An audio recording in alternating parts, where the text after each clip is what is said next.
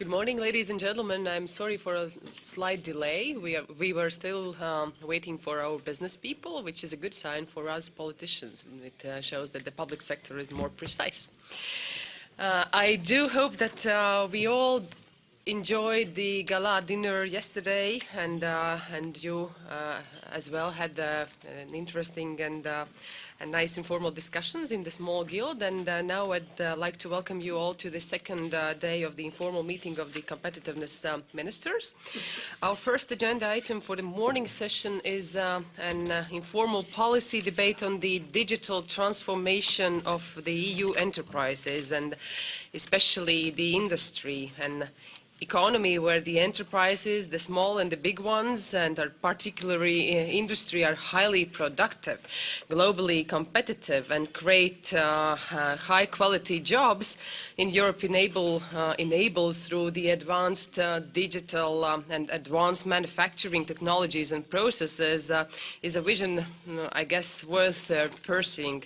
However, at the present, the EU businesses and industry are not making the most out of the digital opportunities and are losing out to international competitors. Our industry thus really increased the productivity gap with the markets we do compete now, for example, the United States. How to tackle this? I'd say even a problem for our future. That's the main topic of our today's morning session. And we, in our discussion paper, have offered several main issues that, in our point of view, would be worth to be discussed or highlighted, and we wanted also you to have the reflection on those. So later in the day, I'd like to, and I'd be happy to hear your interventions on that. But today we also have a pretty decent list of the keynote speakers. Once again from the public sector and from the private one. And I'd like to start with our UK colleague, our minister, Baroness. The UK is recognized globally for its digital and technology strength, and has done a lot to support the growth of its digital industry nationwide. And besides, I know that earlier this year, actually, was it the February this year, the UK has launched the Tech Nation project that shows the growth of the digital industry within specific areas, regions and clusters across the UK. And we would be happy to hear the UK's experience and best practice on these achievements. And I would like to give the floor to you, Baroness. Madam President, thank you. And as the first speaker, can I thank you on behalf of all ministers for your hospitality last night, for a superb dinner. It was really a great success. And perhaps I could also apologise in a sense. I think our German colleague, Matthias Machnig, was going to kick off this session, which I've agreed to do instead because he wasn't able to be here. I've in the past served on a German board, and we do agree on many things, but these thoughts are very much my own thoughts this morning. As the EU recovers from recession, we must set the conditions needed to encourage a growth-led recovery in Europe. A competitive industrial sector has a key role to play.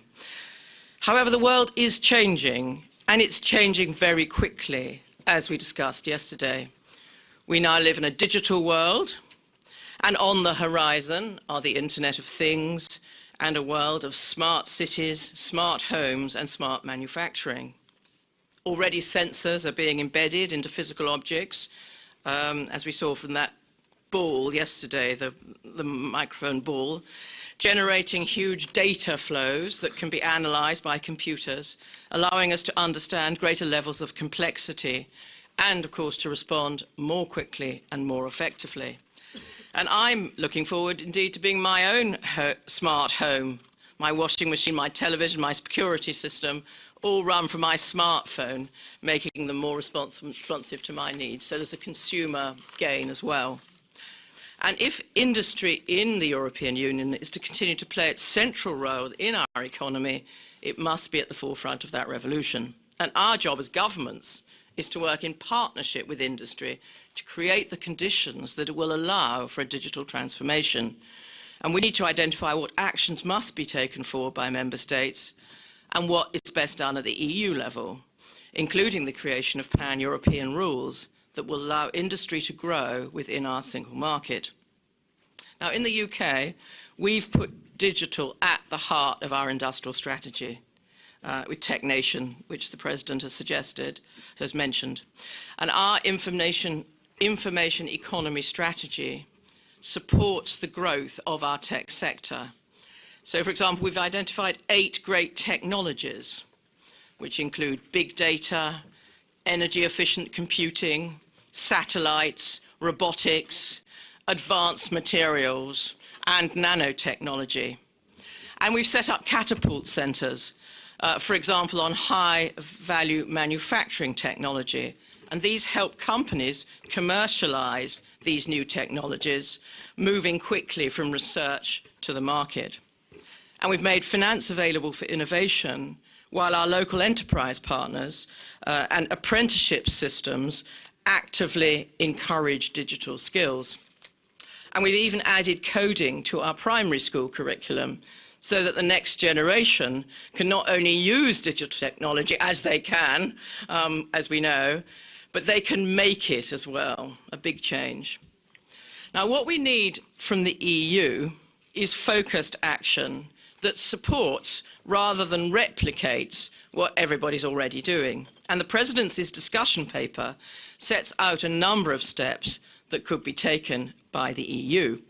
And I'd like to highlight, to get the discussion going, 3 of these. The first is data. Data is the fuel that will drive the digital transformation of industry.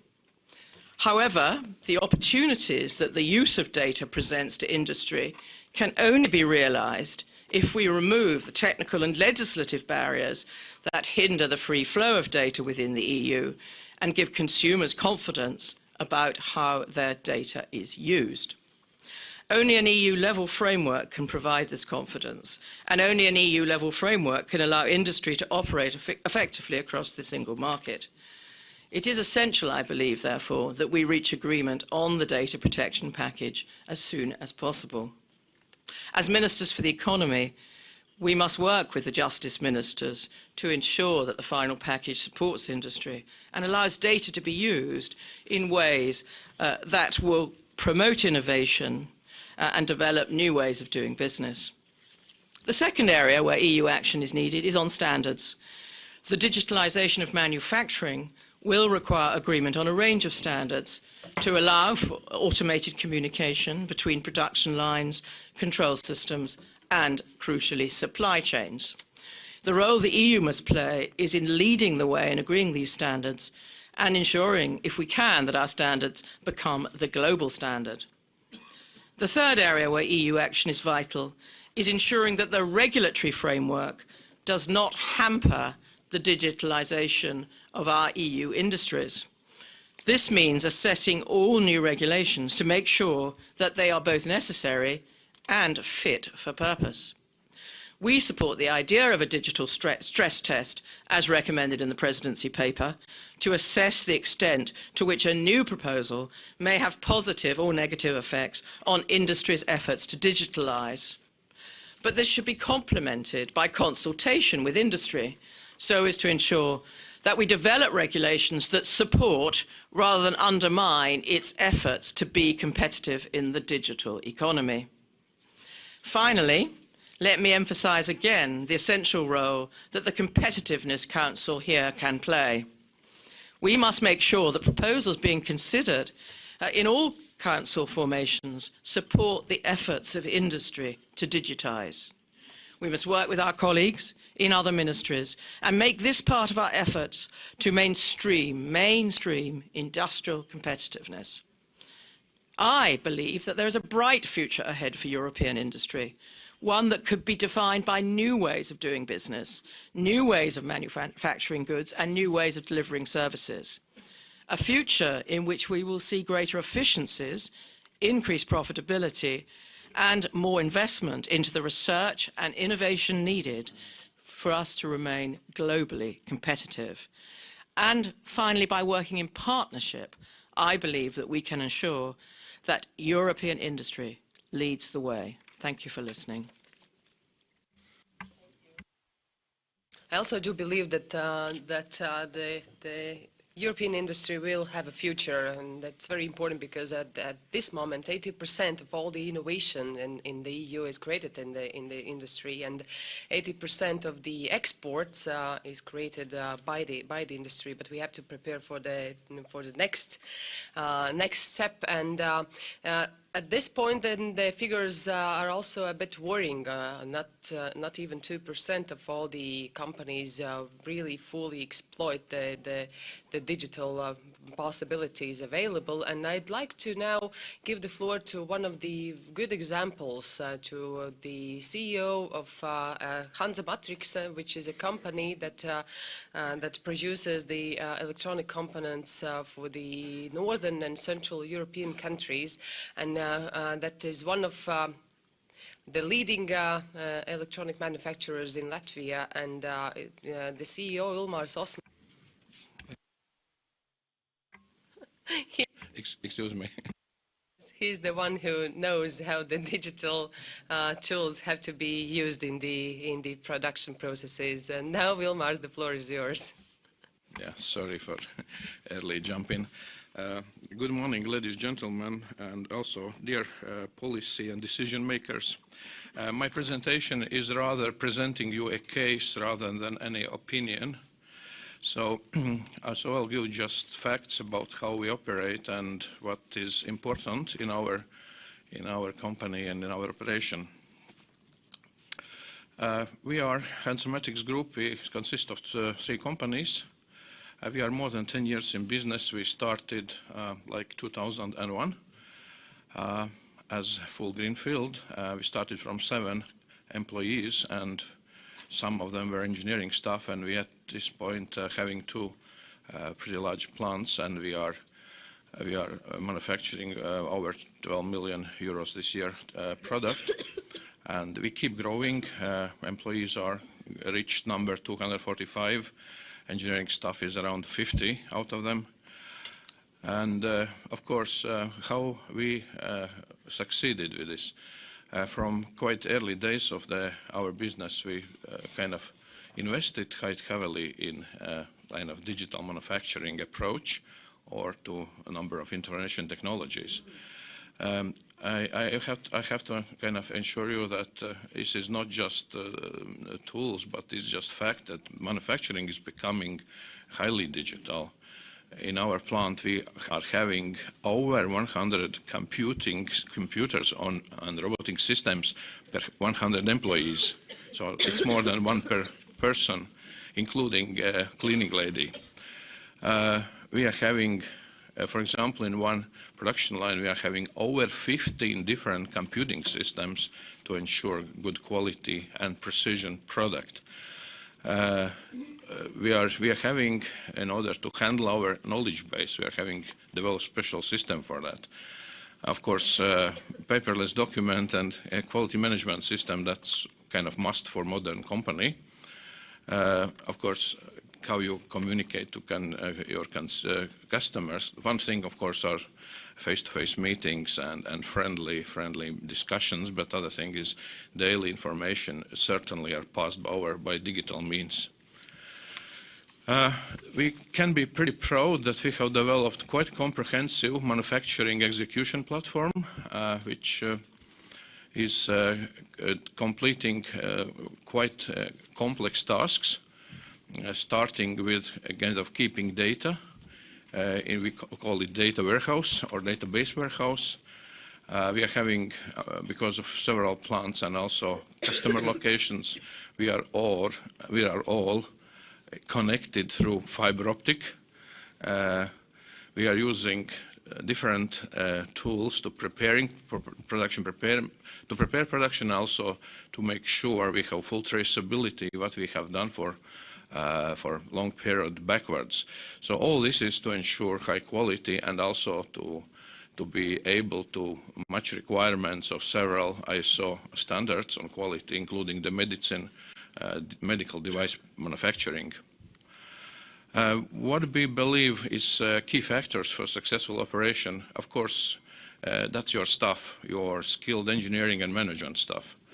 And what we see is it's absolutely must to have broad knowledge of information and information and process controls, IT systems. So any engineer which comes to production, doesn't matter which area his key competence is, he needs to have broad knowledge about IT systems.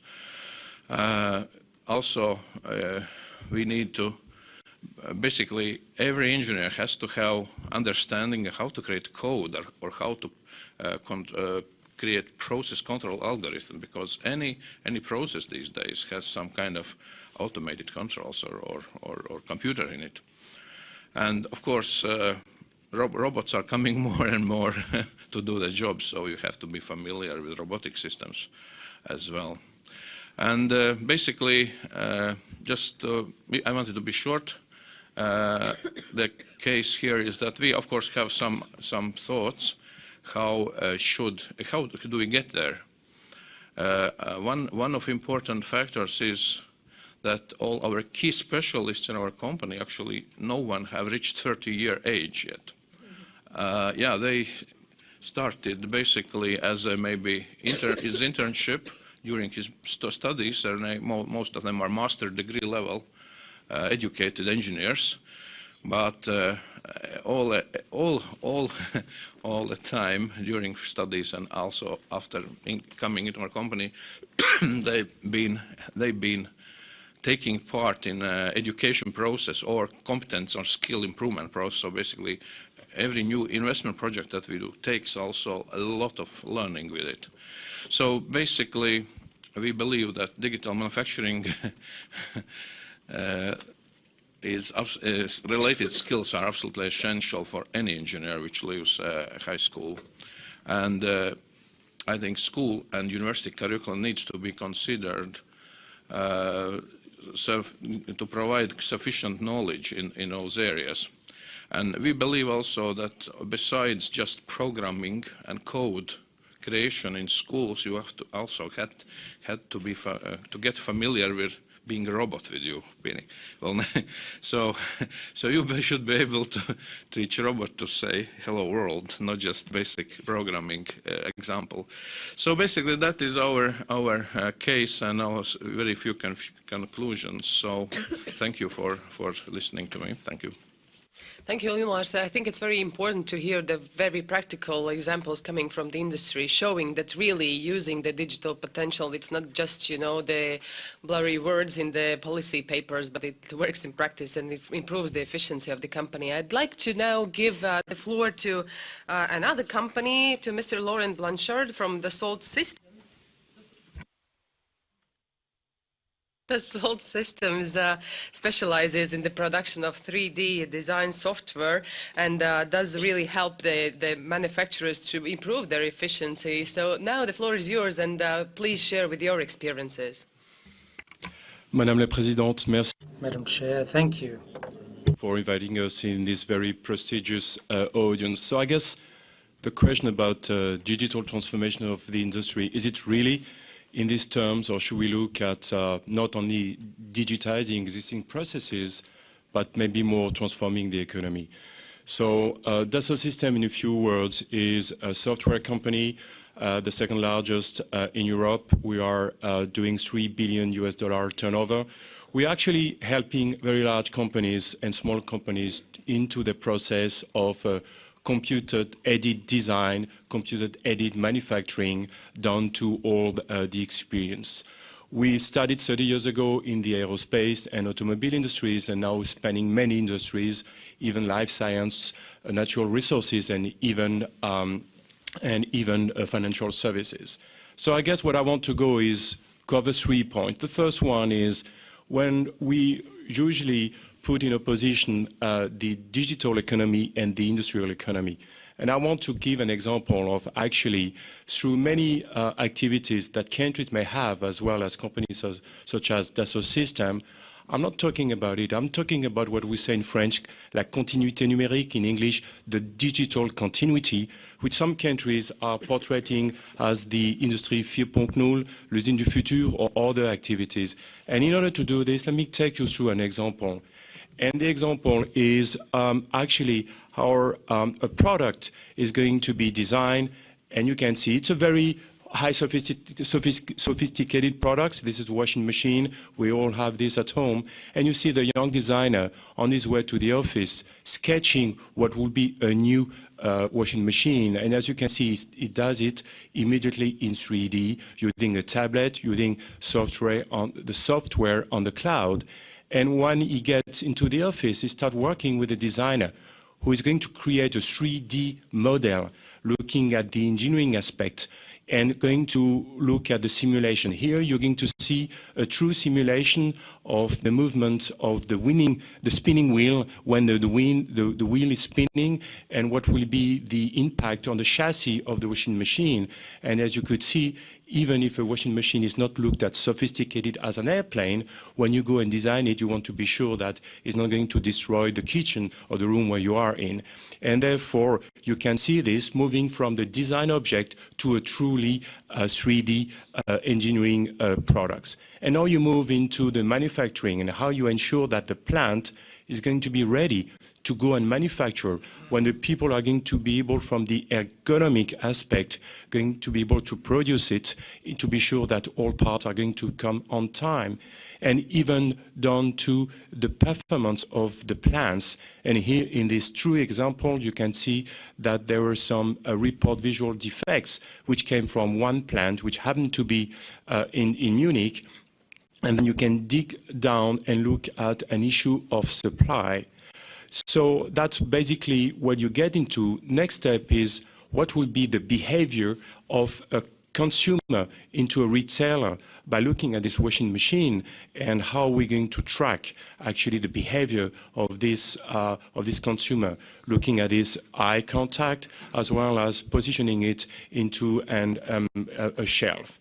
And finishing with the communication and how you can use it to actually communicate it. So I guess my message here is not about just designing something, it's not about manufacturing something or not just selling something. This is the continuity that you have to put this in place. So here, this is not a dream, this is not science fiction, it's actually a true German customer who is using it, and it's going to be demonstrated in 2 weeks at the Hanover Messe in Germany. So now moving into the second topic is, are those type of things reserved for very large and sophisticated companies? Well, the answer is no. And, I'm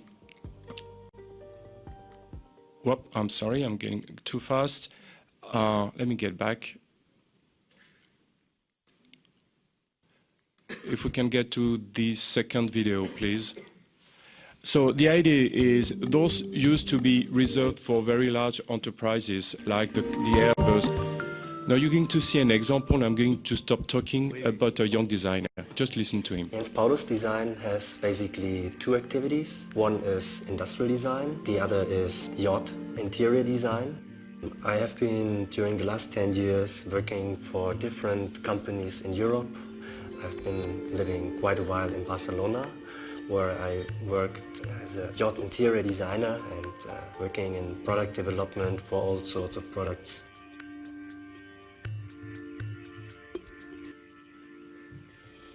Dassault Systèmes has been an important partner for the growth and expansion of my business.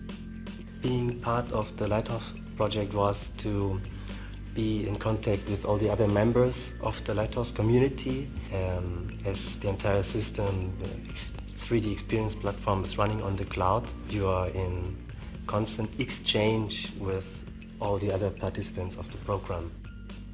To access data anywhere and anytime feels just great. I mean, this is for me like the way it has to be. If I make a meeting with a client, you don't have to invite him to your office. I can just take my laptop and I can meet wherever I want, even in the park. It took me about 10 minutes to set up the system. It was really fast, and it was all about doing maybe 5 clicks and being connected to internet, and Katia was running. The cloud environment has been very stable.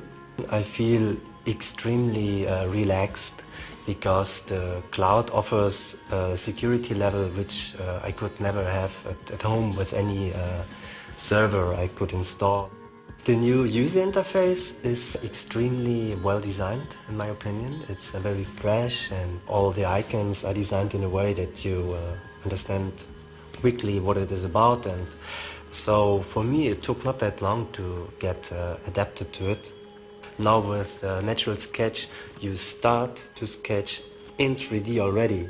And you can, on top of that, it's not only a 2D sketch, it's a 3D sketch. So you can describe already the volume by finding ideas. And this is already inspiring itself, this process.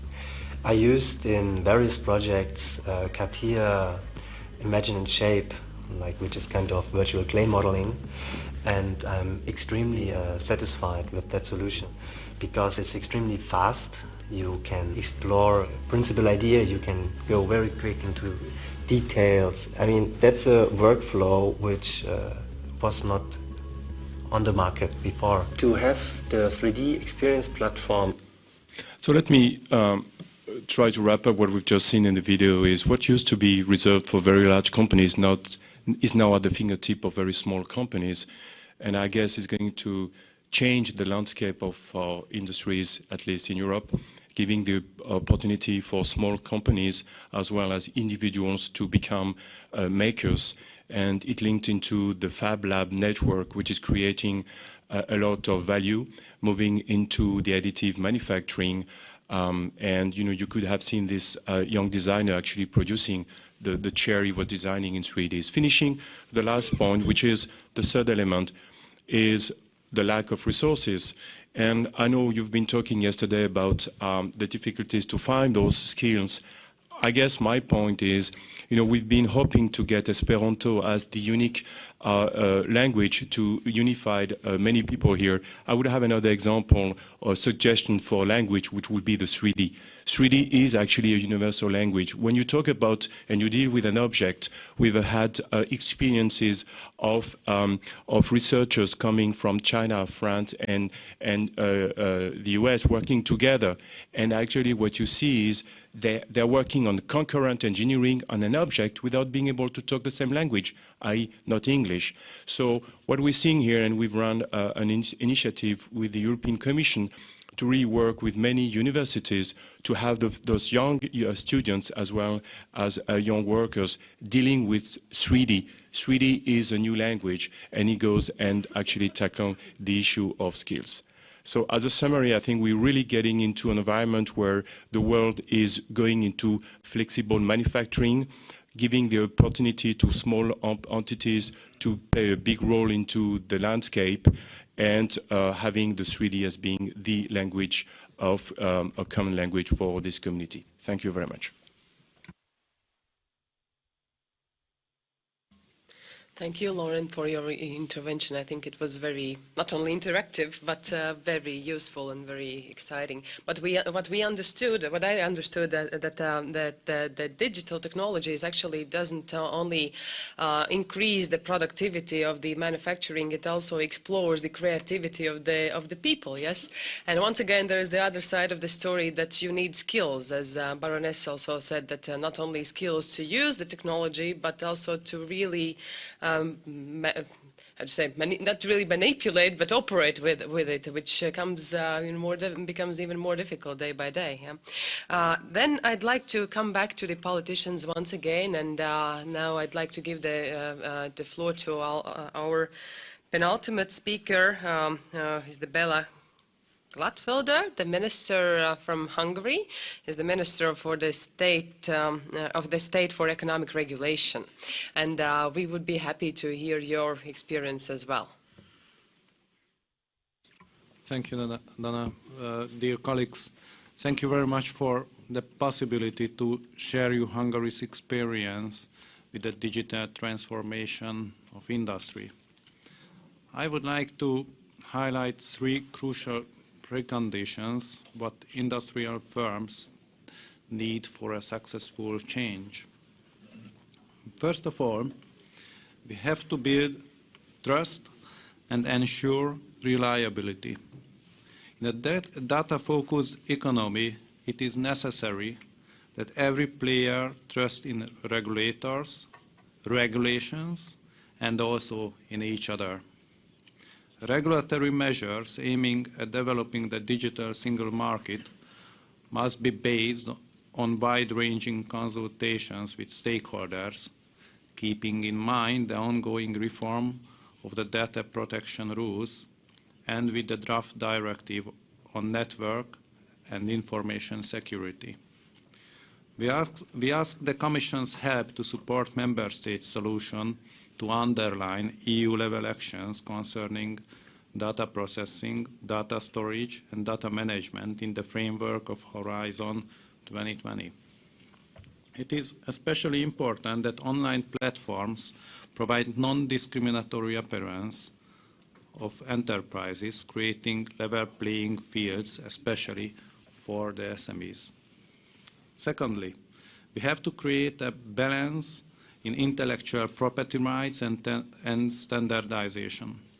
Standardization through interoperability is likely to contribute to the coherence of the single market. Intellectual property rights of standards have to be guaranteed and may only be restricted in exceptional circumstances and only by regulatory means. Hungary strongly supports the regulatory and technological solutions concerning the open access model, especially in the framework of research, partly or fully financed by public money, public resources. Thirdly, I want to emphasize the importance of the framework conditions of entrepreneurship. Besides financing investments in new technologies, we have to focus on new financing methods like crowdfunding emerging from digital change. Including crowdfunding into the toolkit of financing instruments of SMEs is already on our agenda. Hungary strongly supports this idea. We also have to turn the attention to digital technologies, which play a key role in the digital transformation. Our research shows that forerunner companies in digital change have different technological priorities and challenges than those in a lower phase. CEOs of forerunner companies keep priority answers to digital challenges like cloud computing, big data, social media, much more important than those who are in a lower level. As a consequence, they also feel stronger need to adopt to new technologies. New tools connected to digital area create enormous opportunities and considerable potential markets. This way, big enterprises with a strong capital base leave remarkable opportunities for small firms to appear on the market. The interconnection of markets also means that new products appear directly on the global market, which is an outstanding opportunity to our European firms. Thank you. Thank you, Bella, for your clear message and sharing with the Hungarian experience. And now our last but not least keynote speaker in our panel is Mr. Markus Beyer from Business Europe. Well, thank you, Chair, and thank you for inviting Business Europe to this meeting. I don't think I have to introduce Business Europe. It's a good tradition that we've been invited, I think started by my friend Evaldas Kustas here. So thank you for having us, and also thank you for discussing about this really important and key topic. And of course, it's a no-brainer to say it's a key topic, but this really is, and as we are convinced, and I think we're all convinced here, this is the make or break story about our economy in the upcoming years, and we really have to get it right. Having said this, of course, this will not be without efforts. And, well, I think you had a good meeting as far as my colleague has told me yesterday on the single market, which is very important. Because, of course, we cannot afford to have 28 sub-markets, and in many fields we still have it. So there's a lot of progress to do. Because the story we're having here is a real revolution. And this will totally change our way of functioning. We see it in our companies. It will certainly shorten the value chains and deepen the value chains, meaning that there will, of course, be winners and losers. I mean, this is why we had a discussion about the story on the Social Dialogue Summit, because there will be winners and losers, and this will have to be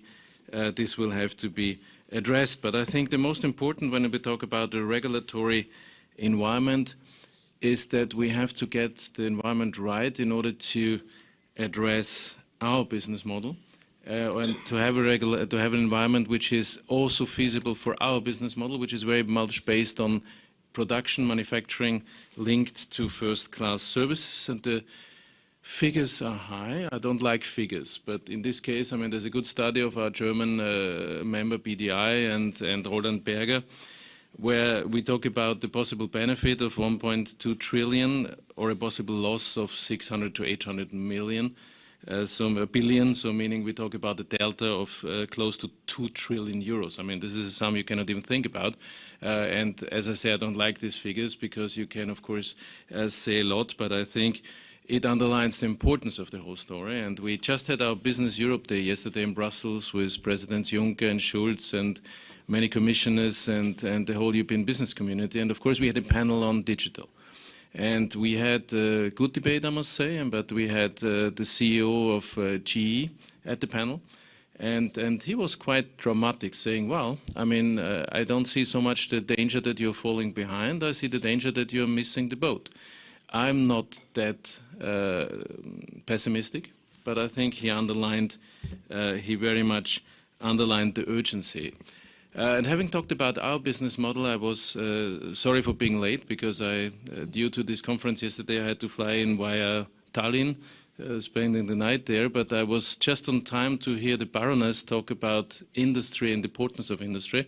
And I was very happy to hear this because, of course, this is very much in the core of what we are doing. I think the crisis has clearly shown us we cannot be successful without industry.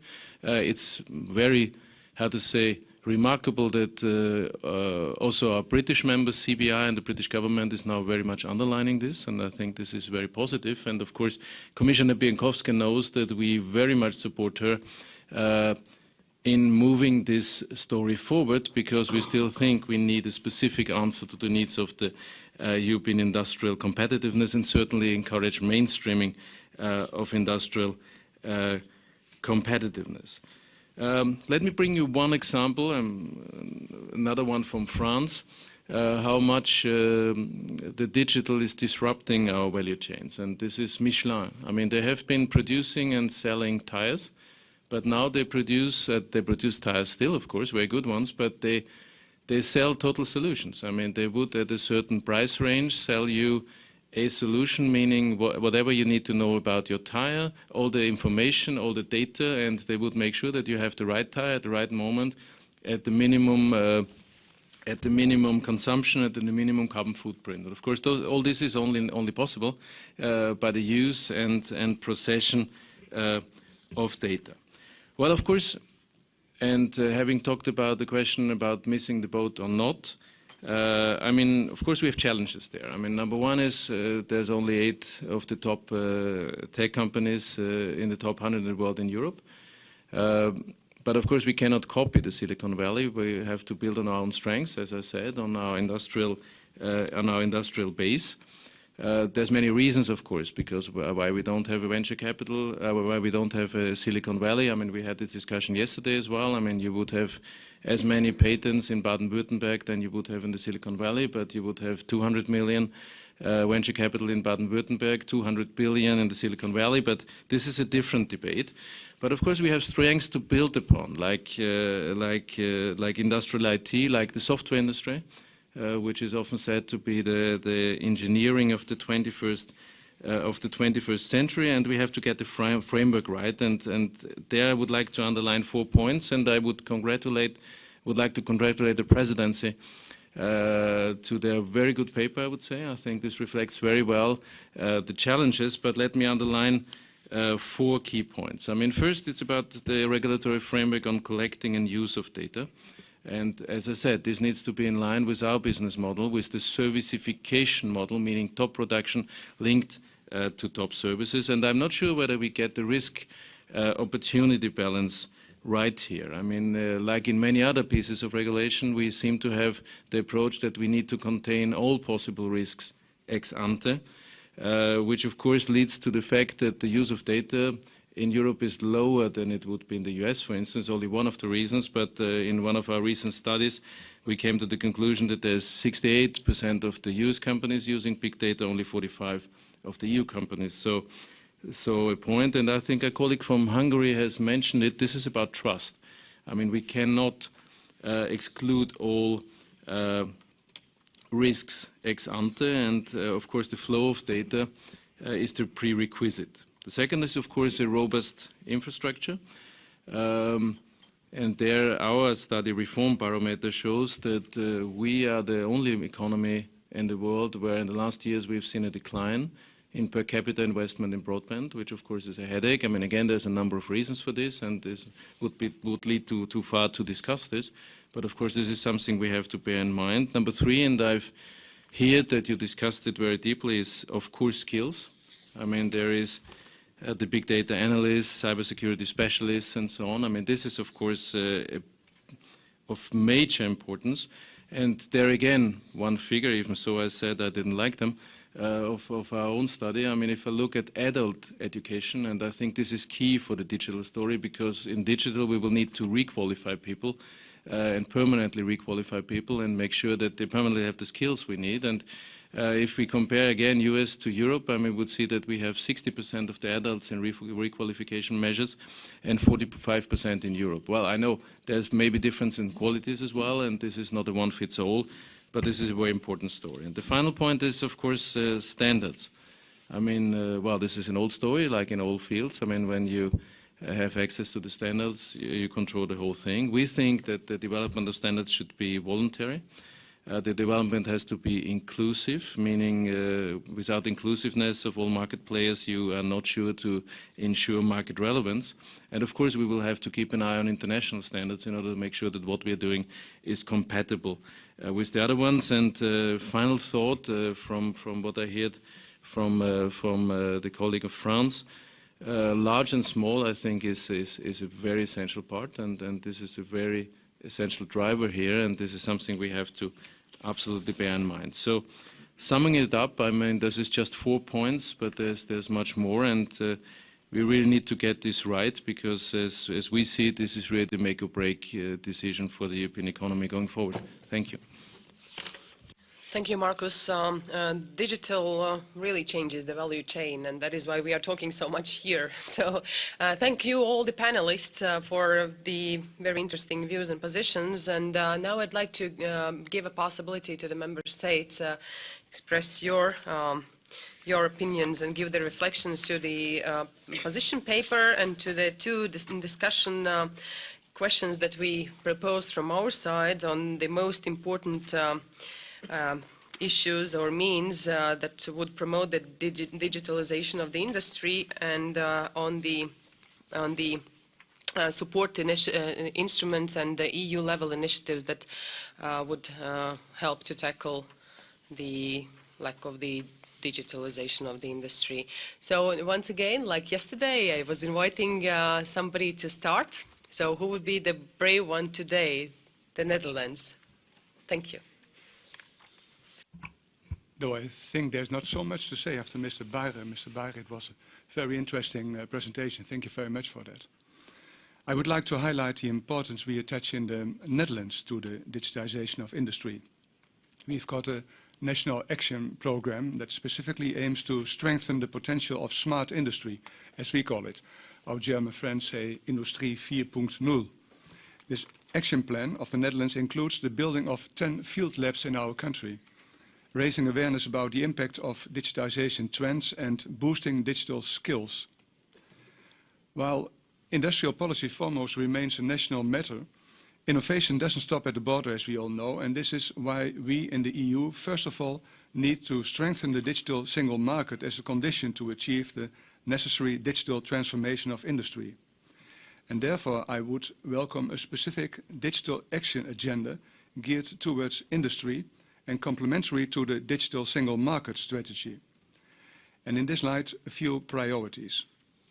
Build test labs or experimental labs where companies and science work together on smart industry applications, because frequently the optimal scale of such labs can go beyond national borders, for example here in the Baltics. Uniform standards. I invite the Commission to explore the role that Europe can play to assist industry to develop industrial digitization standards. Improve access to finance for especially SMEs that want to invest in business processes geared towards digitization.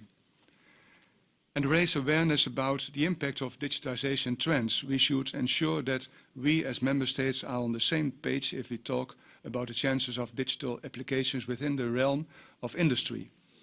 And I think it could help us to share our regional and national digitization best practices, such as those on how to boost digital skills. In the Netherlands, we do this through a technology pact. In this program, education providers and companies and unions and regional and national government work together to boost the number of smart and highly skilled technical people. And we need them in the Netherlands very much. Thank you, Madam Chair. Thank you, Henk. Thomas. Thank you, Mrs. Minister. A lot of important comments have been already said to this topic. I would add the reaction of the Czech Republic to two questions within the presidency document. First question. Czech Republic agrees that the mentioned areas in the presidency document are the most important for digitalization of EU industry. We prefer to cultivate business environment as well as to setting a common ground by means of guidelines, recommendations, initiatives for the specific usage of digital technologies within the industrial environment. Concerning skills, apart from the examples of specialized professions mentioned in the presidency document, we should also pay attention to typical professions we can find in our factories, namely machine operators, technologists, designers, sales or customer service staff. We would welcome a strategy describing future tasks, working conditions and necessary skills of employees within manufacturing industry. As to second question, brief comment. According to our opinion, EU's primary role should lie in coordinating activities. Following the principle of subsidiarity, the measures in detail may be set on national level, whereas the general headings of activity should be set at EU level. Thank you for your attention. Thank you. Wolf-Dieter? Yeah, thank you, Chair. And please allow me to switch to German for my intervention. Well, all I can do is repeat the fact that your discussion paper is an excellent basis for our discussions. It really brings a focus to issues. A lot of what I wanted to comment on, Baroness Neville-Rov has already said before me. She didn't just fill the time slot very well that Mr. Machnich was going to fill initially, but also in terms of content. She covered a lot of the ground that we were going to cover. So perhaps on the two questions in your paper, I could take those together. Insofar as, from our perspective, a European industry policy on digitalization needs to focus on 5 key fields. The first of which is key technologies of digitalization. We shouldn't make ourselves dependent on service providers from outside of the EU. We need technological sovereignty in Europe. We need our own approaches in cloud computing, for example, 3D printing, big data. We have to be able to manage all of those technologies ourselves, because we will have 25 billion objects networked in the next 5 years, and all of that has to be channeled, and we have to have the right business models to do that. The watchwords there is data analysis shouldn't lead to data paralysis. So our second area of action is key clusters. That's what I would term them. We need an overview of where in the EU we can promote networking. We need a digital atlas that gives us an overview of skills centers, startup agglomerations, and key digital developments and their impact on business models. So at the end of the day, we can bring together researchers, investment partners, businesses together. A third area for action is key infrastructure.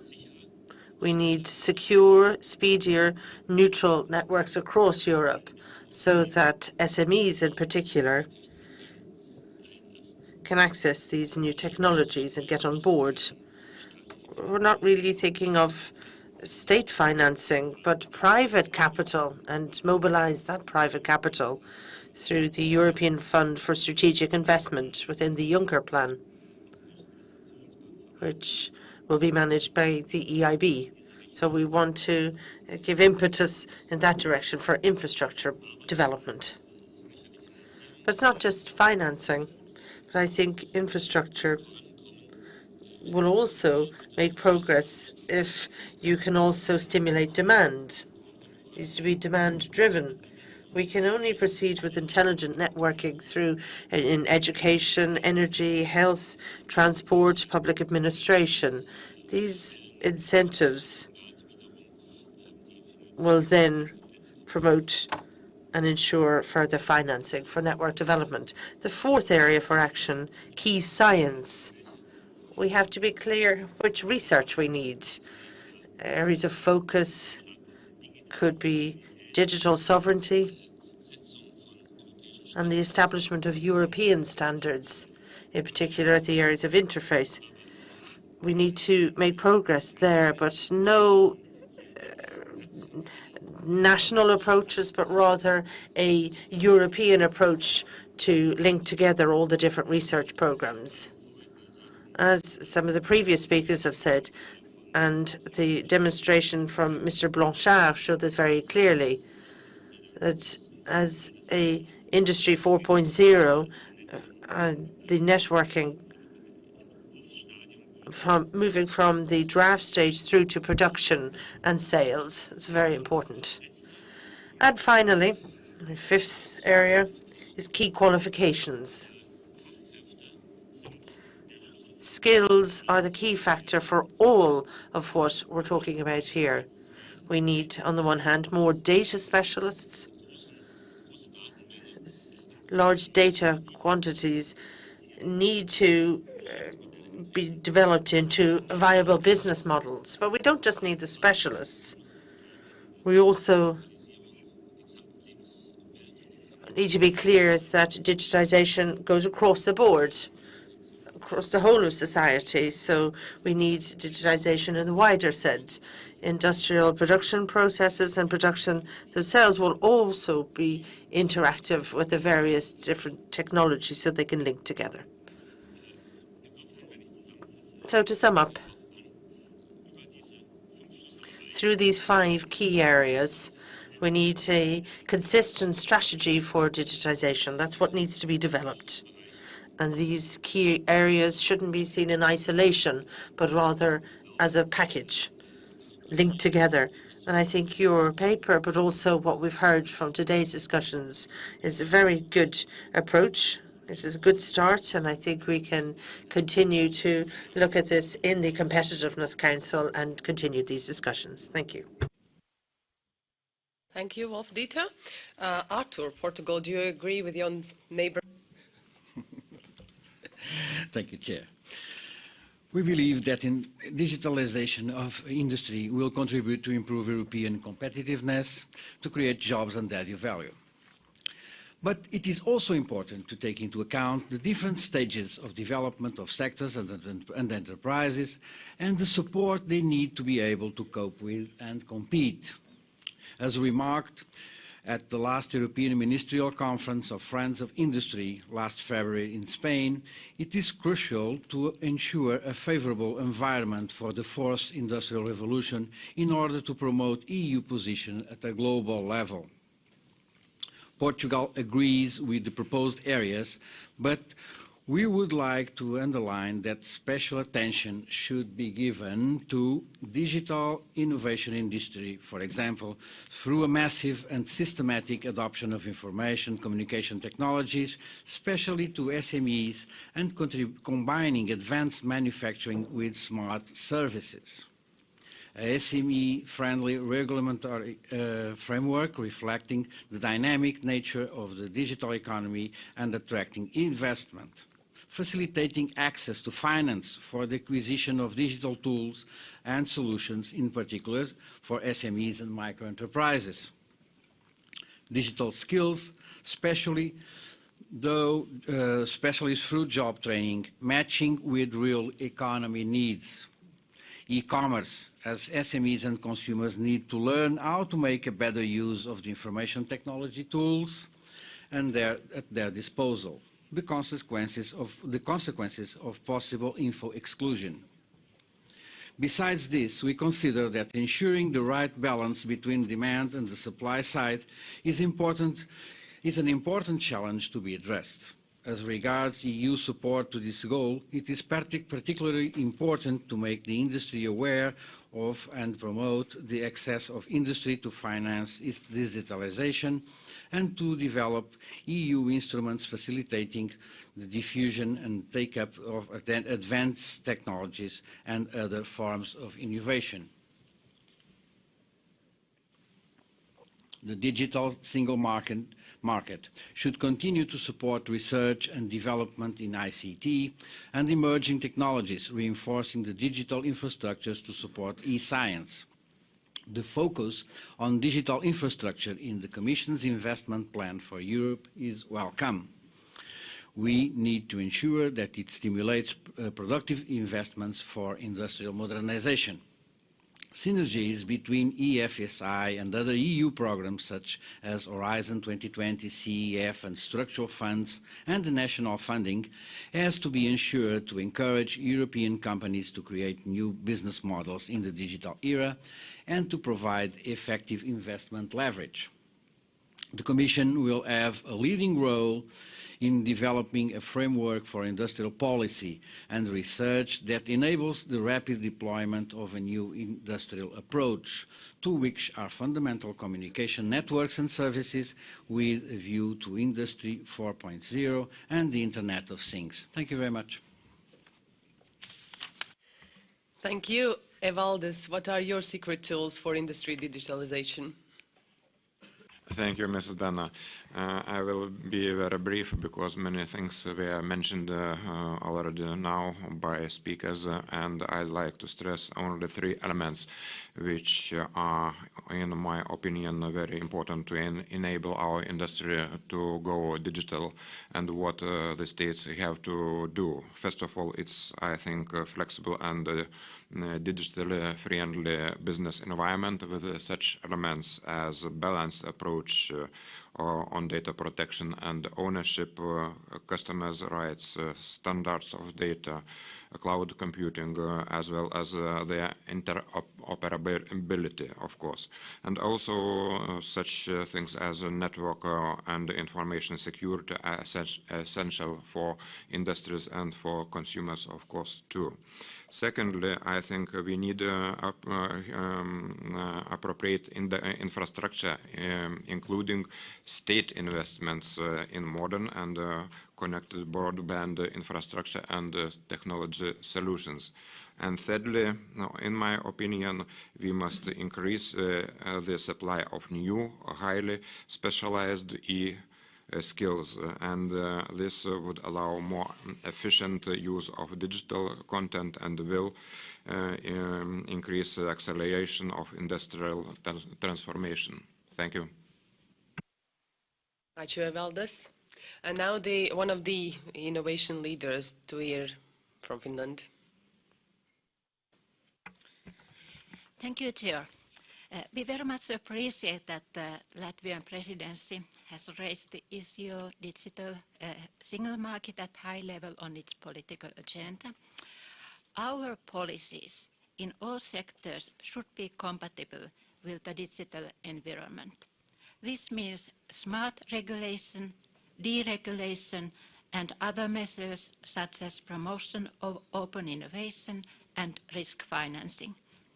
We also need an atmosphere that favors risk-taking and stimulates the uptake of the new digital technologies. We have to invest more in ICT skills and competencies in order to permanently re-qualify the adults, as previously mentioned in this session. Most importantly, EU policy making should help to promote the new infrastructure and platforms, as well as the construction of testing, experiment, piloting, and demonstration environments. For this purpose, we also expect that the European Fund for Strategic Investments is able to boost large-scale infrastructure and platform projects in this field.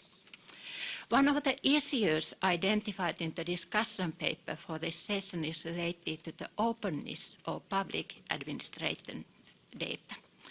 I would like to say a few words based on the Finnish experiences. The Finnish government made a few years ago a resolution to open up all major public databases by the year 2020. The aim is to make public sector data available for reuse, for commercial and non-commercial purposes. To enable free access to public information resources, the information must be available free of charge, in machine-readable format, and under clear terms of use. As part of the program, the National Data Portal was launched last autumn to make the data easier to find. I think that we have excellent experiences from opening up data, for instance, from the Finnish Meteorological Institute and the National Land Survey. We are very soon going to publish a study on economic impact of opening up public administrative data. We think that so far there is very little knowledge on this subject available. Thank you, Chair.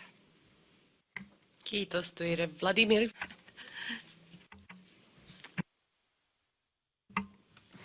Dear Madam Chair, dear ministers, dear colleagues and guests, let me add also some short comments from Slovakia to our today's fruitful discussion.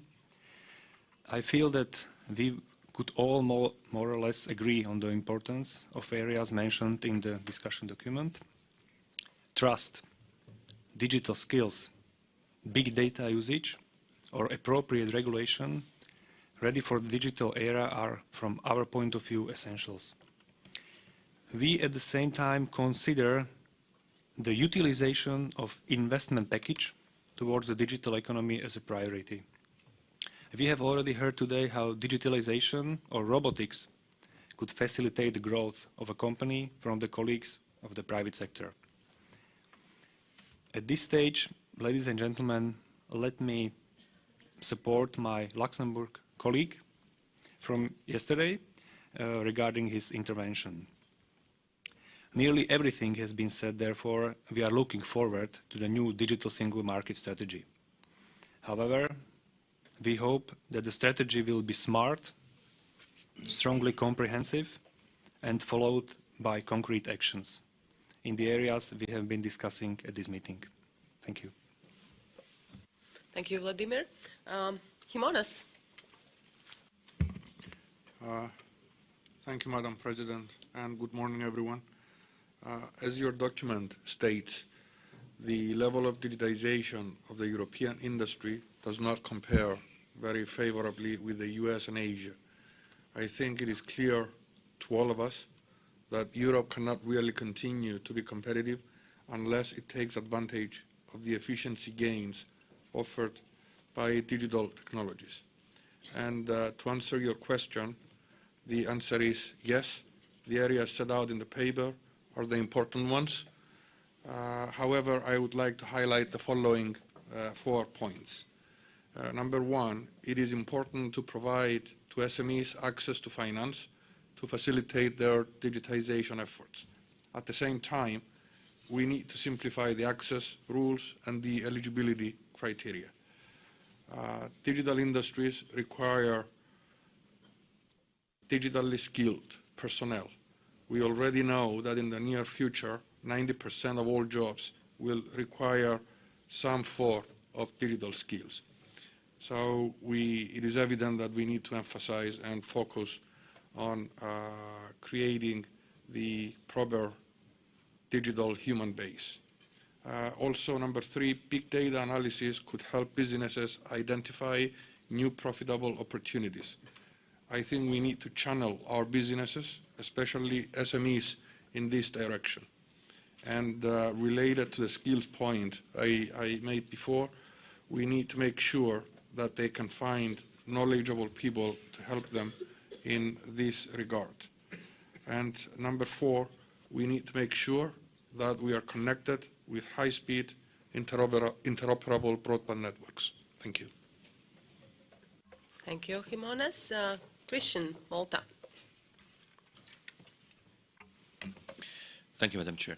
The areas listed in the discussion paper essentially encompass all aspects which the previous colleagues have referred to and which would be required to promote the digitalization of industry. We primarily focus on 2 aspects.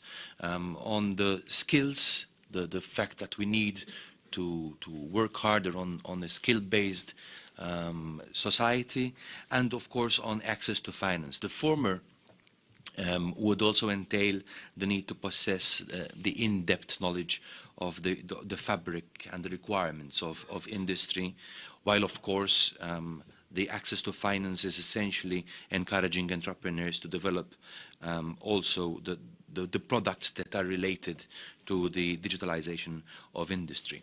So investments in people, in infrastructure, as well as regulation for the benefit of the businesses, the citizens and governments, provide a basis for growth in the digital economy. And one important point from our perspective, from Mortal's perspective, is that we recognize the importance of digitization and the role of ICT-based innovation in both the high value-added manufacturing sectors as well as in the services sectors, which locally is contributing increasingly in GDP.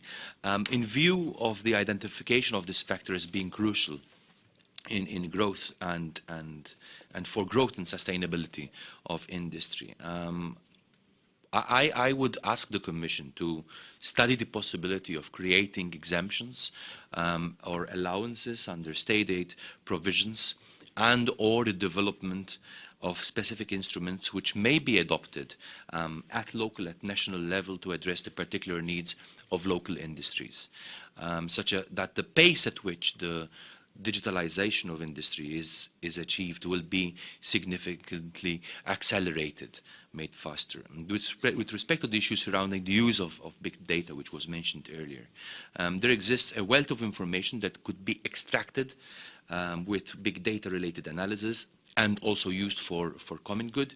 However, there are issues with the interoperability of data, as mentioned, and with current regulatory framework that hinders, that doesn't let the exploitation of this data. The ability to generate knowledge from big data is key to promoting innovation and also to promote growth within European industries.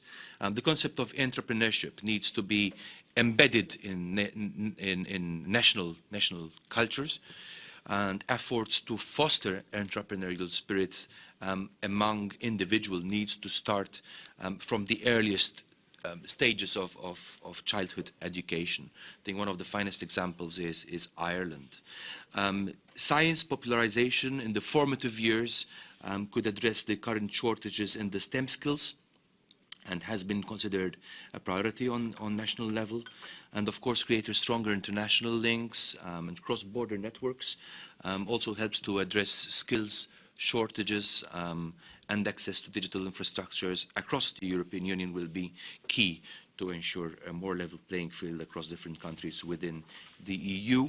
Two final short points, and Malta can agree that addressing the copyright framework to support and balance IPRs and the standardization process to promote the digitalization of industry is important. And since the modernization of copyright rules is an area which the EU will be assessing through a consultation process, Malta will be following the progress very closely. Thank you. Thank you. Andrzej, Poland? Yes, thank you, Madam Chair, Commissioner. Digital agenda should serve as an instrument for developing the industry, and not industry should be a part of digital single market strategy. Therefore, Poland is in favor of the digitalization of industry and services, and not only in favor of the digital industry. The digitalization is an important dimension, but only one of many dimensions of the industrial policy. Industrial-related issues should not be reduced only to the digital dimension. Although the ICT industry may serve by reason of its innovativeness as a catalyst for modernization and growth in competitiveness of other branches of the economy, due to the introduction of modern state-of-art production, communication and sales technologies. There are many important areas of the industrial policy which a large number of still unresolved problems which require proper attention. In the area of the digital single market, the following issues seem to be the most important from the point of view of the EU's industrial policy: ensuring the interoperability of equipment and by supporting and promoting standardization in the area of the Internet of Things, with the security of transmitted information included, providing support for the development of smart metering system and smart grids, ensuring that innovating information and communications technologies are used effectively for sustainable modernization and growth in competitiveness of other branches of the economy by promoting the competences related to digital issues. Thank you. Dziękuję. Gerard Ireland. Thank you very much, Chair. I just want to comment briefly on three issues. The first relates to investment.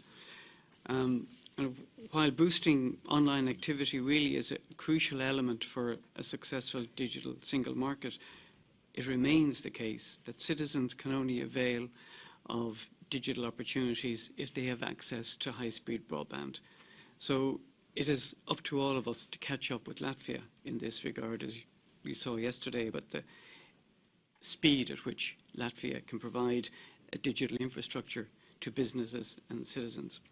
So this, I think, reinforces the need for investment, because we are really critically aware that industrial development not only will depend on the growth of the digital economy in cities, but it will be important to have the regional aspect of digital infrastructure built into our strategy.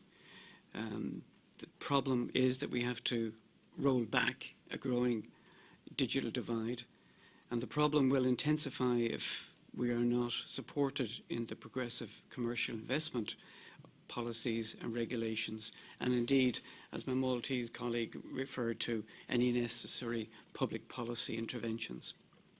When it comes to trust and reliability, there is a growing unease throughout society about the use of data, personal data, and where personal data merges with commercial data through companies' use of the Internet of Things and other, for example, platforms. So we would support strongly an approach that goes beyond the data, the general data protection regulation, and look at something connected with the Magna Carta for data integrity, data use, to build confidence that the data that people generate is going to use for positive benefits across society. And in relation to trust and reliability, we believe in another aspect of this, that Europe has an opportunity to be the first market where the quality and expertise of digital technology and content specialists could be certified with a quality mark. A common EU approach to standards in the supply of digital expert advice would provide a framework for tackling skills deficit issues, but also help reduce barriers for small businesses when they are seeking expert advice to trade online and to build the digital economy into their manufacturing activities. Thank you. Philip, Switzerland.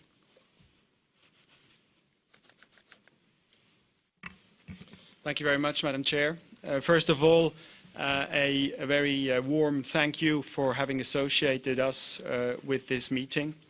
It is an excellent experience and of great value to us. It complements many other ongoing and very fruitful exchanges with the EU and its member states on a number of issues dealing with the digital economy. And it's always a pleasure to come back to Riga. So thank you very much for the stellar organization and the hospitality that you are treating us with.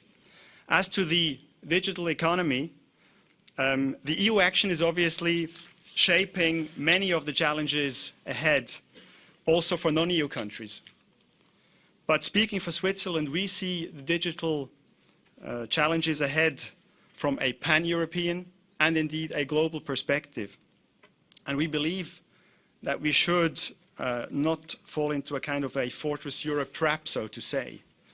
In any case, to be successful in the digital world and in transformation towards that digital world, the cross-border access to infrastructure and to platforms is practically a condition precedent. And again, when I say cross-border, I mean cross-border in a pan-European and a global way. We are in a multi-stakeholder environment today, and as Lady Neville-Rolfe mentioned yesterday, traditional top-down regulation is no longer appropriate in our view in today's digital world. And so it should therefore not come as any surprise to you that Switzerland is trying to be as active as possible, for instance, in internet governance, be it by chairing the Government Advisory Committee of ICANN, be it by providing the so-called Geneva Internet platform that we launched about a year ago, which should allow stakeholders from many organizations and from countries across the world, including from developing countries, to exchange views, to acquire know-how, and gain further understanding of the challenges ahead when it comes to the future of the Internet. On the very topic of this session, digital transformation of industry, more specifically, we see it as pivotal not simply to replicate existing structures and processes, but to actually think digitally from the outset to reap the benefits, which often are revolutionary, of the new digital area we are in now. And here we are really very interested in the concept of the digital test that is mentioned in the excellent discussion paper from the Latvian discussion paper. And this digital test is a tool that we currently don't have in Switzerland, and so we would be very grateful indeed if we could be kept in the loop about the further EU developments on that digital test going forward, because it seems to us it's a very interesting concept, and it embodies that notion of think digitally from the outset. Trust and confidence has been mentioned as the first issue actually in the list relating to digital transformation of industry. And this is indeed an issue that we absolutely see as a priority as well. We fully concur with the analysis that we have seen in the paper. Big data obviously has been mentioned and is a huge challenge for all of us. There are similar questions we are addressing in Switzerland relating to Magna Carta type of approaches when it comes to data and what it means for the citizens. But I may give you a much smaller example on trust and confidence in the sphere of consumer protection in Switzerland. In fact, the competent Swiss authorities dealing with consumer protection, they assist also foreign customers that are established abroad if they encounter issues in business transactions in Switzerland and if they have been falling victim of dodgy dealers, so to say. And we believe that it is in our best interest to help those customers that are established abroad. Unfortunately, at the moment, there is no reciprocity for this, so the Swiss customers can't necessarily count on the same assistance by authorities abroad. But we believe that by giving a kind of you can almost call it a voluntary national treatment on that aspect, to use a trade negotiations term, by that we strengthen the credibility of the marketplace, of the digital marketplace, and by that also of the credibility to do business in Switzerland. Another issue that is very relevant in our view, addressed in the discussion paper, is the right balance between intellectual property rights and open standards. And that, of course, is very important. I mean, who can be against balance? I think that's something we're trying to achieve in our actions every day. What I can say from our own experience is that IPRs are certainly a very important aspect when it comes to attracting investments and innovation, the innovation that is so important to the digital world. By the way, European standards too play a role. We all remember the GSM standard. We haven't had many with that kind of global success since, but I think there is also ETSI, which is having a debate about how European standards could be, and I think, again, it is really about finding the right balance. A lot has been said about the skills, digital skills, education, requalification, and business knowledge. We too are very challenged in that field. We lack, of course, specialists in ICTs. And we are trying to do as much as we can. We, for instance, have a so-called skilled employees initiative that focuses inter alia on requalification, about which we have already heard a lot today.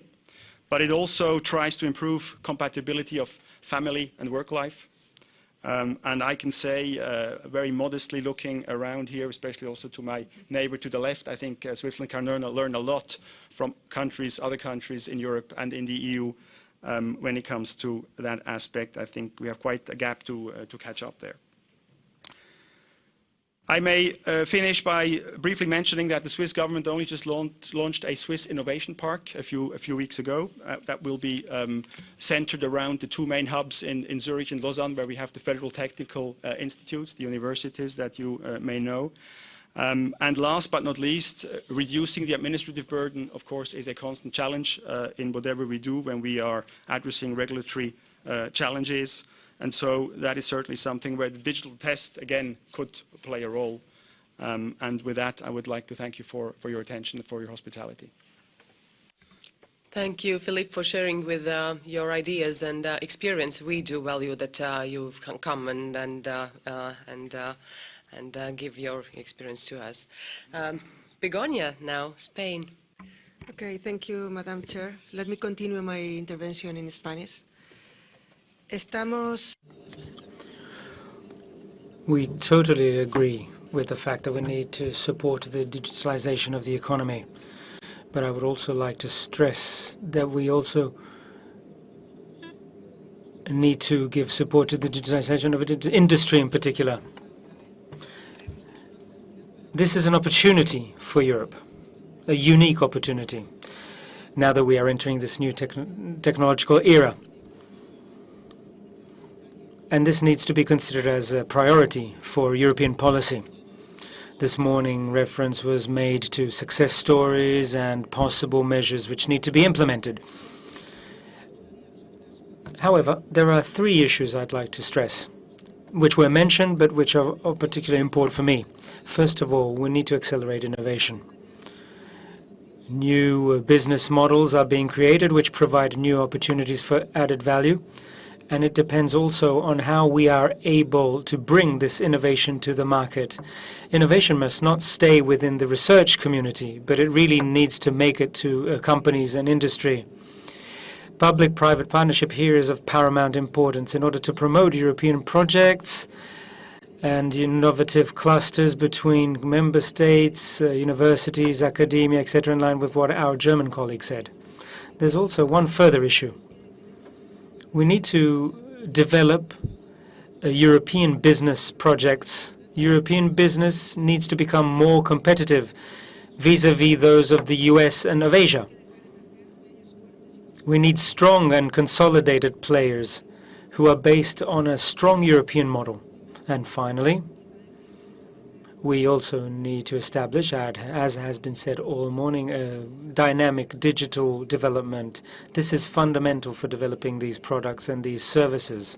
So we need mechanisms which can lead us to accelerate the use of all these technologies in industry. We need to consolidate the innovative digital industry. We need to base ourselves on big data, cloud computing, etc., and to improve digital skills to support students at all levels in school. We need to improve skills among young people so that they have all the necessary skills to then become the professionals of the future in this new digital industry. Concerning the second question of the presidency, it was asked, what can we do? In Spain, we've been extremely proactive in digitalizing our economy and our industry. At European level, however, there are three issues which need to be discussed. First of all, how can it be implemented? But we need, of course, a roadmap so that we can have a common process. We need to support through consultancies, SMEs, for example, so that they know about these new developments in this new era which is in front of us. And we also need to support them financially so that they can take on board these new technologies. And to support the growth of digital industry, we need to have new financial instruments. We need to find new ways to foster public-private partnership so that we are really able to develop this innovative industry on the basis of the new era in front of us. Thank you.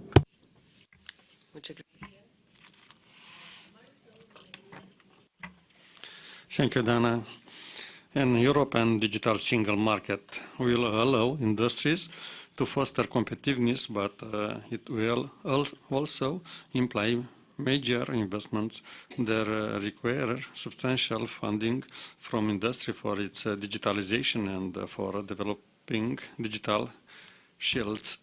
For many are essential industry digitalization, development of broadband infrastructure, development of digital competitiveness.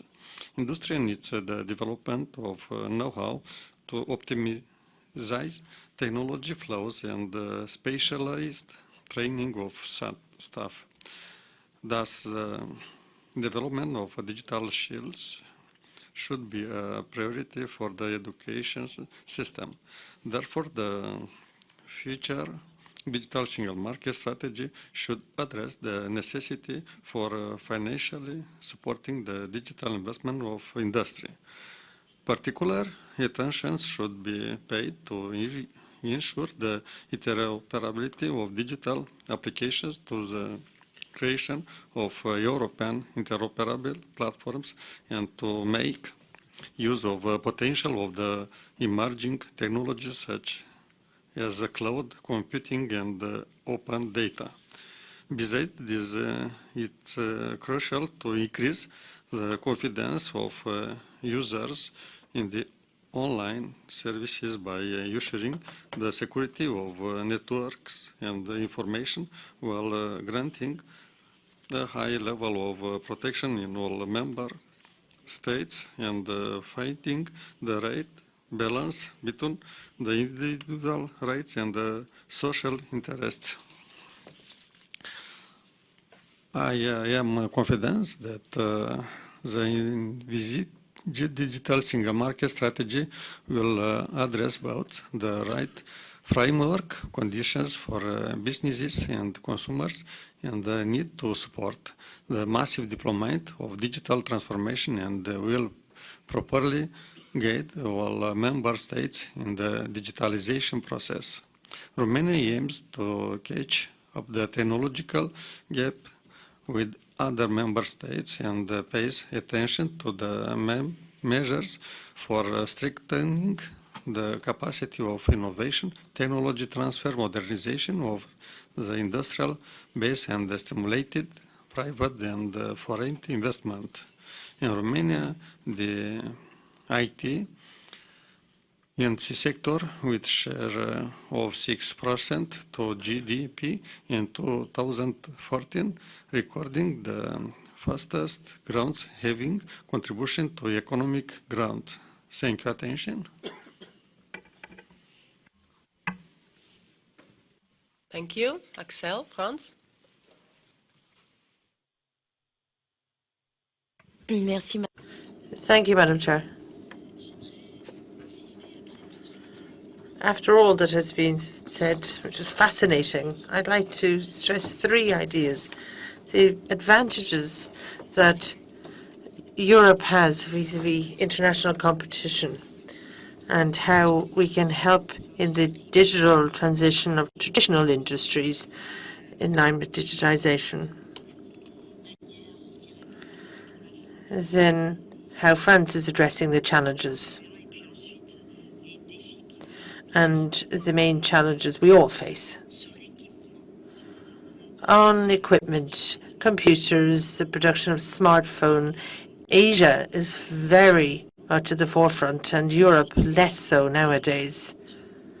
In particular in the business-to-business, the development of apps and the service economy, the US is at the forefront there, and they have very strong economic players there.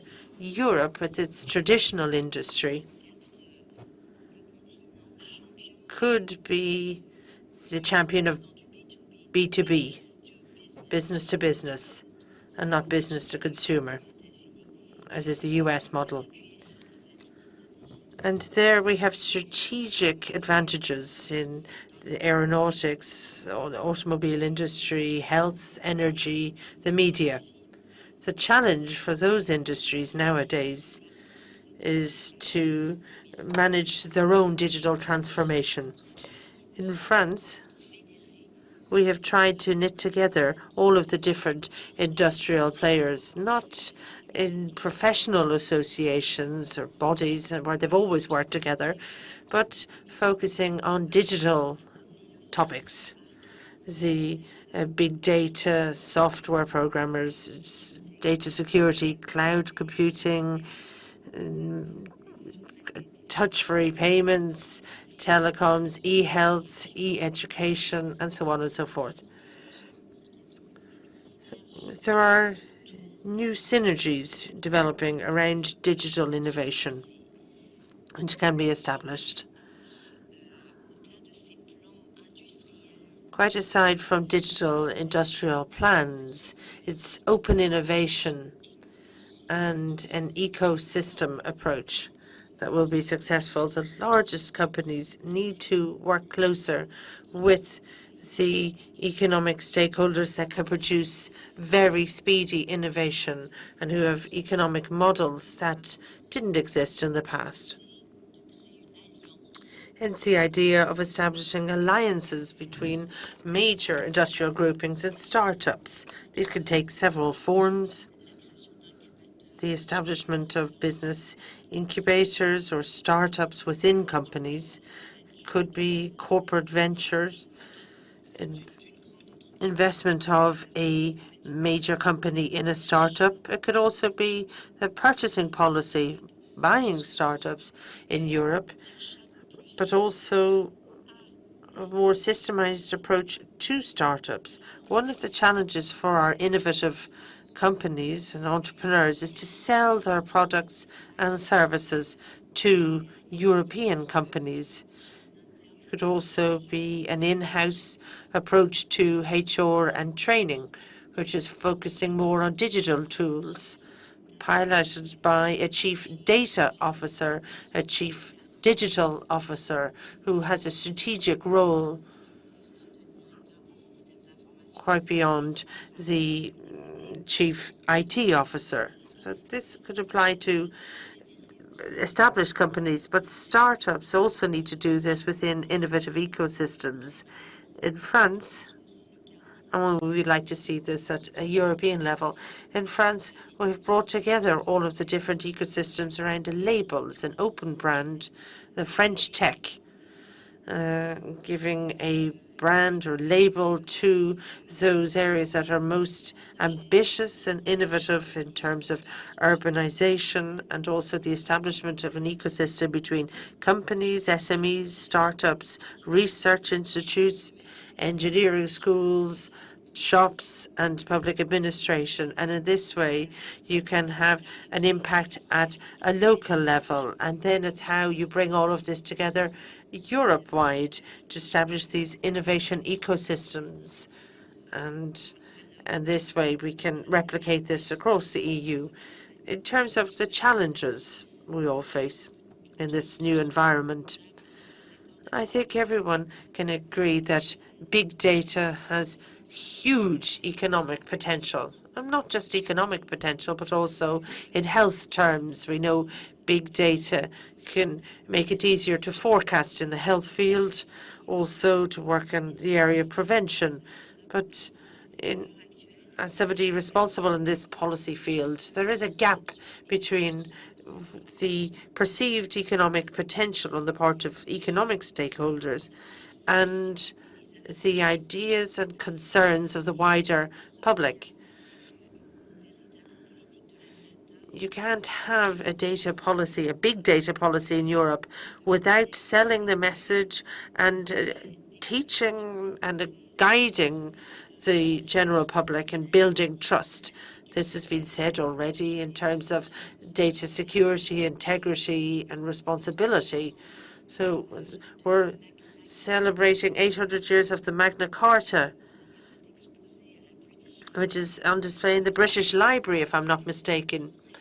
So we really do have to make the European continent the Magna Data continent in the area of the digital and data era. And then jobs and employment. Traditional industry are seeing jobs being destroyed through these new innovation models, and very often the service economy that generates jobs. But we can see that the workforce isn't the same. So there is the need for vocational training, which is more flexible and quicker. Also going hand in hand with lifelong learning and the identification of new professions, new jobs. Perhaps some of these don't exist yet, but there will be new jobs around data scientists, for example. For our micro and small industries, companies who are taking people on, as they also face challenges in the digital innovation world. They mightn't be fully tooled up to face the new challenges. And here, the Commission could help in developing common standards, which would help in the process of smart manufacturing, making this more accessible for SMEs, for example, for 3D printing, for example, or standardization in the area of cloud computing and the like. And then the final major challenge, to my mind, is inclusion. You can't have a digital economy without an inclusive society, and I have a concern in this regard. In this switchover, women are being excluded. Women very often are present in the traditional service economy. They are a target group who need to be brought on board in this digital change. Thank you. Merci, Axel. Georges, Greece.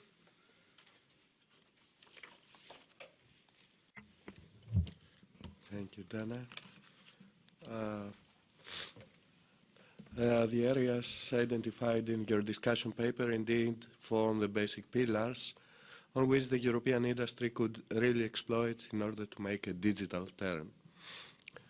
Key would also be a targeted state aid framework, which would create incentives for SMEs and European businesses to adopt ICT, and for this to be expressed in specific financial terms as well, easier access to financial instruments for business who prove to make high use of ICT, lower taxation in ICT startups, etc. On the other hand, we should not rely only on private initiatives and investment. A solid long-term plan to scale up public investments is considered an engine of growth, this also being in line with IMF view.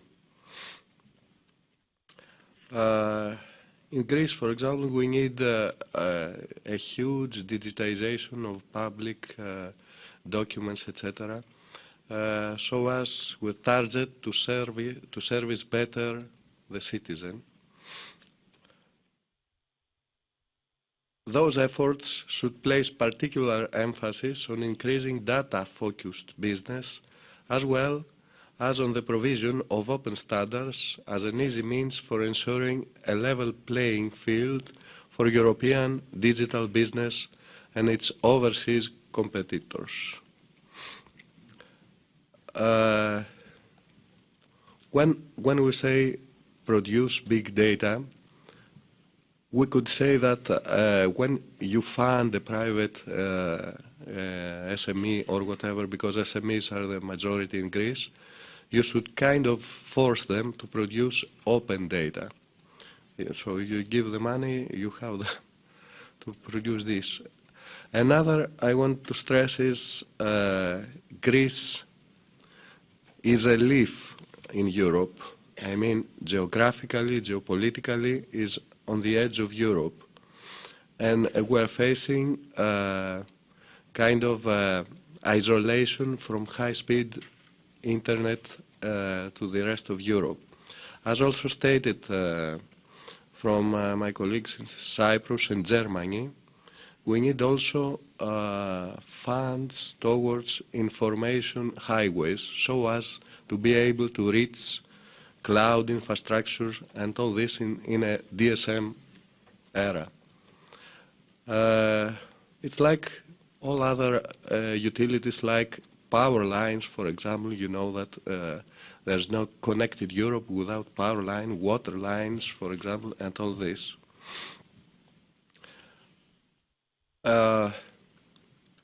Also, I want to stress, of course you know it, that there is an initiative from the European Commission on Grand Coalition for ICT Jobs, stating that by 2020 there would be 900,000 new ICT jobs. And I could say with specialized skills, as I heard from other colleagues, with new cloud analysis, new skills wanted. Greece is actively participating in this, and I could say to France, for example, that there is also a women's institute there for equal opportunities to women. Also, I want to state that, as Commissioner Bieńkowska stated, it's not for a single market per se. What we need is to set the ground for new jobs. And this could not be done without a connected, a unique Europe. So, concerning now the EU-level initiatives and instruments to tackle the areas. We need initiatives to better regulate the online consumer protection, comprehensive legislative act for the quick creation of startups, which will provide them fiscal and other facilities in order to boost the innovation and the investments. Digitization of industry and Internet of Things, bearing in mind that everything is turning digital. The policy framework should promote the digitization of industry as a whole, including traditional manufacturing across all sectors. enhance cybersecurity across the Union, the EU has a crucial role to play in this field. Therefore, a comprehensive European cyber and network security policy should be adopted. The European Network and Information Agency, ENISA, could play a significant role on that. Moreover, we should raise the awareness of EU citizens and companies regarding digital safety. Special care should be given to educate parents and students, for example, against cyberbullying. We have some recent examples in Greece about this. I'm sure other countries as well. Emphasis should be placed on developing skills of citizens and business executives as regards success and use of digital products and services. This is especially true for senior citizens or other special groups lacking necessary knowledge. Yet, this can be done gradually through establishing and opening the digital environment and market that are based on all the above. I was pleased to hear that Latvia has 30,000 seniors with e-skills. That's quite an achievement. Rollout of electronic identification and electronic trust services, eIDAS, across the Union. In that respect, we should speed the implementation of eIDAS regulation. Simplifying consumer rules for online purchases. Our initiatives should roll out the potential of digital commerce, especially for the benefit of SMEs. Open data and big data for a data-driven economy could play an important role. As you are already aware, data is the fuel of the digital economy. In that context, it is essential to increase the effort to support the implementation of the new Public Sector Information Directive and support its transposition across member states. Finally, discussion on internet governance should be a priority for the EU in order to develop a general and common orientation among member states. In that respect, the EU should participate actively in international discussions concerning internet governance, the multi-stakeholder model that the new governance and the role of ICANN. That's it. Haristo, and then Mark, Lisbeth. Thank you, Madam Chair. And let me just say that my permanent secretary, Michael Dittmer, was supposed to be here today to give the Danish perspective of the digital transformation of industry, but unfortunately he had to be in Denmark to deal with urgent matters, but he sent his regards to you. The new technological possibilities present new opportunities to regain competitiveness and for manufacturing companies in high-cost countries, and therefore digital technologies or skills are important to exploit this potential and boost productivity. And just to be brief, let me just say that the main aspects from our perspective is, first of all legislation must be digital by default. The impact assessments of new legislation should always consider the digital dimension, and we should also analyze existing legislation as part of the refit program to identify unnecessary barriers to digitization in businesses and public administration. And second, European SMEs must have access to funding needed for investments and scaling up of their businesses. Too many successful digital businesses move abroad to scale up instead of growing in Europe. Lack of access to financing is an important issue which should be addressed in the discussions of the Capital Market Union. We lack European equivalents to the kind of risk-willing venture capitalists that are common in the US. And thirdly, standardization is critical to the digitization of industry and for enhancing the digital single market. Within the existing European standardization framework, we should develop and agree upon common, open standards with a strong emphasis of interoperability. This will support a faster spread of new technologies in Europe, not as least to SMEs. Thank you. Thank you, Lisbeth. Now our associate partner, Norway, Eihan. Thank you, Chair. We have noted with an interest that the Commission has identified the digital single market as one of its top priorities. The Norwegian government is a strong believer in using ICT as a driver for innovation and growth. We therefore welcome the Commission's efforts to develop a functioning digital single market in Europe. Norway has a clear ambition of participating actively in relevant EU policy work and EU initiatives within the framework of the EEA agreement. We believe that the cross-border collaboration in the ICT area is of particular importance and would like to contribute to the ongoing process of establishing and following up the EU digital single market strategy. I just have a short remark on the review of the telecom framework. Electronic communication is an essential building block of the digital single market. When reviewing the regulatory framework, it is important to secure a forward-looking regulation that is sufficiently flexible with regard to the technological development and variations in the take-up of new services. Furthermore, Norway is of the opinion that it is time to address communication network robustness more comprehensively on a European level, and we are more than happy to contribute in such a process. Thank you. Thank you. Olivier, Belgium, and then finally Croatia, Kružic. Thank you, Ms. President. I will be very short. First, I'd like to join the UK Minister to thanking you for the excellent dinner yesterday, and especially for the music. Because I think that Boccherini and Rodrigo recalled us that beside digital skill, musical skills are also very important. Skills are important. Many have said that. We share this feeling. Secondly, data and security of data are also important, and as others said, we think that it is imperative to conclude the work on the General Data Protection Regulation by 2015.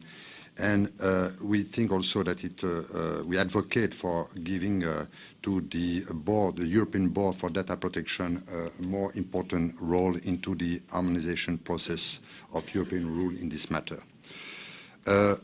Following point is the balance between the standardization in order to achieve interoperability and the protection of intellectual rights. Obviously, we need to find and to fine-tune the balance. And as far as this is concerned, we support the initiative of the Commission to create a working group on this. And the last point is that certification and standardization of the cloud computing remains very important for us. Thank you, Ms. President. Thank you for being very concise and focused. Kružic. Madam President, dear colleagues, I will be very short. We heard a lot of important messages this morning. I would like to thank also the keynote speakers. We saw that how the world is changing. The last 20 years, we have witnessed that it was characterized by establishment of new models, of new businesses, fueled by the growth of internet and globalization. What we will witness in the next decade will be the huge transformation of all companies from all sectors, because all companies will become technology companies, which is a huge challenge for the European Union. That's why we support the idea that the EU should develop specific sector digital action plans for all industries, and the ultimate goal should be improving productivity and higher growth. These action plans should be supported by revision of outdated regulation, what we mentioned yesterday. And at least new financial incentives and instruments need to be developed for successful transformation for all companies from all sectors, especially for new startups and for growing phase of existing technology companies. Thank you. Thank you, dear ladies and gentlemen. We have heard all the interventions from the colleagues that would have liked and wanted to say something. And from today's discussion, I think we just got the confirmation that there's the right momentum to focus on the challenges and the opportunities our industry faces in this digital era, and I think we got a very wide spectrum of ideas and focused initiatives that the Commission can take on board. And for that, I'd like now to give the floor to the Commissioner to give the short resume or reaction to the things that we've heard. Thank you very much, President. Firstly, I want to thank Presidency for bringing at the same table practitioners and politicians. It's very valuable. And I have to say that digital transformation of industry in Europe is really fundamental for us, as we are about to lose our competitiveness soon, or we'll see, but it's really visible. So both the presidency paper and the speakers highlighted key areas for intervention: the development of digital platforms and the big data economy, access to digital technologies, appropriate regulatory framework for data, and of course standards and skills. And from our Commission side, actions on technology uptake, the big data, platforms, cloud, standards, interoperability are the areas where we are looking at for digital single market initiative. But of course, it also have to be noticed that those technologies require continental scale, and digitalized value chains, as it was mentioned by some of you, require the free flow of many services in the EU. So we need to tackle barriers also to the free circulation of services important for the digital industry, cost technological solutions, integrate manufacturing and services, and have impact on complete value chains. Cross-border access and sharing of innovation infrastructure need to be further promoted. Free flow of data should be guaranteed, and data location restrictions should only be used as an exception. We must promote digital technologies with smart, innovative procurement across the EU, because I deeply believe public procurement can be a very powerful tool of innovation. And finally, of course, we must not forget the European Investment Plan. It was also mentioned in your interventions.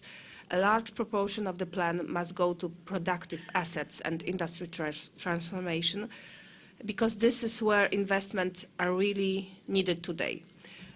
I personally will make sure that all of the different measures proposed for industry transformation present a coherent and effective policy, and I will present the overview of all our actions in favor of industrial transformation generally, but of course the digital one also, to the ministers in the member states in June, by the end of June.